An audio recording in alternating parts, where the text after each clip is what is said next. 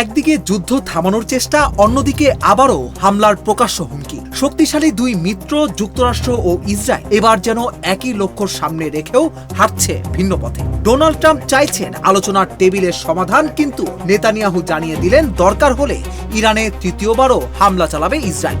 এই এক ঘোষণাতেই আবারও প্রশ্নের মুখে পড়েছে যুক্তরাষ্ট্র ইসরায়েল সম্পর্কের ভেতরের বাস্তবতা। গণমাধ্যমে দেওয়া এক সাক্ষাৎকারে প্রধানমন্ত্রী বেনিয়ামিন নেতানিয়াহু বলেন, ইসরায়েল নিজেদের রক্ষার জন্য দুইবার ইরানে প্রবেশ করেছে, প্রয়োজন হলে তৃতীয়বারও করবে। আমি প্রধানমন্ত্রী থাকা পর্যন্ত ইরান কখনোই পারমাণবিক অস্ত্র পাবে না। শুধু তাই নয়, তিনি আরো বলেন, ইরানের আঞ্চলিক প্রভাব পুরোপুরি শেষ না হওয়া পর্যন্ত অভিযান চলবে। একই সঙ্গে দক্ষিণ লেবানন থেকেও ইসরায়েলি সেনা প্রত্যাহারের কোনো প্রশ্নই নেই বলে স্পষ্ট জানিয়ে দেন ইসরায়েলের প্রধানমন্ত্রী।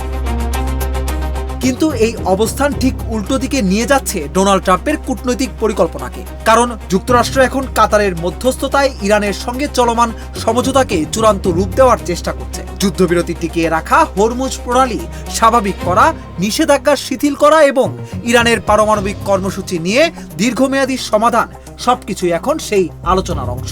এমন পরিস্থিতিতে নতুন করে বড় ধরনের ইসরায়েলি হামলা হলে পুরো আলোচনা ভেঙে পড়তে পারে। আর সেই কারণেই ট্রাম্প নেতানিয়াহুকে বারবার সতর্ক করছেন। এক্সিওসকে দেওয়া মন্তব্যে ট্রাম্প বলেন, আমি বিবিকে বলেছি সাবধান হও, নইলে খুব শিগগিরই তুমি একাই থেকে যাবে। এই বক্তব্য শুধু একটি সতর্কবার্তা নয়, বরং ইঙ্গিত দিচ্ছে ওয়াশিংটন আর আগের মতো নিঃশর্তভাবে প্রতিটি সামরিক সিদ্ধান্তের পাশে দাঁড়াতে রাজি নয়। অন্যদিকে নেতানিয়াহু পরিষ্কার জানিয়ে দিয়েছেন, যুক্তরাষ্ট্র ও ইরানের সম্ভাব্য কোনো সমঝোতা ইসরায়েলের জন্য বাধ্যতামূলক নয়। যদি তেল আবিব মনে করে ইরানের পারমাণবিক সক্ষমতা আবারও বাড়ছে, তাহলে তারা একই সামরিক পদক্ষেপ নেবে।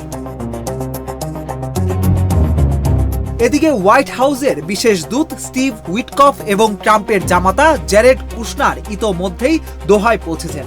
সেখানে কাতারের মধ্যস্থতাকারীদের সঙ্গে আলোচনা চলছে। তবে কাতার স্পষ্ট করেছে, আপাতত যুক্তরাষ্ট্র ও ইরানের মধ্যে সরাসরি কোনো উচ্চ পর্যায়ের বৈঠক নির্ধারিত নয়।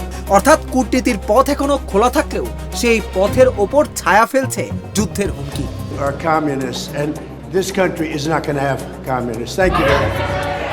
সব মিলিয়ে মধ্যপ্রাচ্যের বর্তমান সংকটে সবচেয়ে বড় পরিবর্তনটি সম্ভবত যুদ্ধক্ষেত্রে নয়, বরং দুই পুরনো মিত্রের অবস্থানের পার্থক্যে।